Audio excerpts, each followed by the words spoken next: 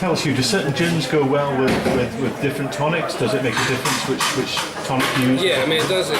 Essentially, some gins are quite overpowering, so other tonics don't necessarily blend too well. And everyone knows what Schweppes is, and that's what everyone expects. But to be honest, the modern tonics you get now, like your Fever Tree, your Fentimans, 1724, these are all more suited to specific gins. You can have them with whatever gin you want, so again it's down to personal preference, but there are ones that we suggest you don't have with certain gins. But something like a Fever Tree is more of a premium gin. It's all natural ingredients, natural quinine, and that kind of goes quite well with most gins because it's a neutral taste. It's not too sweet, it's not too acidic, it's just quite an even tone tonic. So that's probably your sort of utility one that goes with pretty much everything. But there are some that it suits better. And do things like the size of the bubbles, does that make a difference? It makes a huge difference. I mean, most of the modern tonics, they are lightly carbonated rather than the heavy gas you get with a Britvic or a Schweppes. The reason for that is because they know that the product's going to be served with gin predominantly, but they want it to be served with the more premium gins.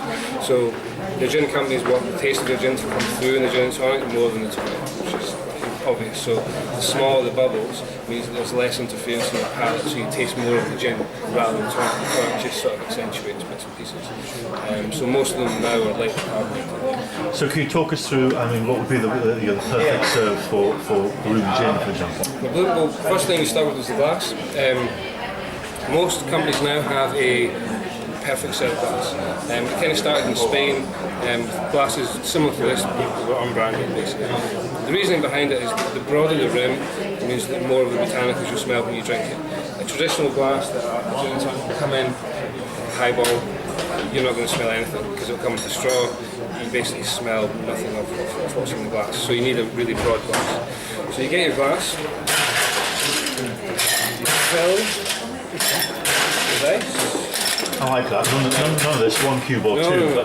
The more ice the better, because essentially the more ice in the glass, the less dilution you get with the drink. So what you start drinking is what you finish drinking. A lot of people are kind of funny about it having ice because they feel they're being ripped off or things like that, but it is for the benefit of the consumer to get the same drink all the way through rather than just... So it's less dilution. So you start with that, and then a large measure of gin. So it's a gentleman's measure. Gentleman's measure is what we call it these days in the PC world. And then the garnish is what we do. The garnish depends on the gin and the tonic. Now with this gin, the best garnish we think is lemon and some strawberries.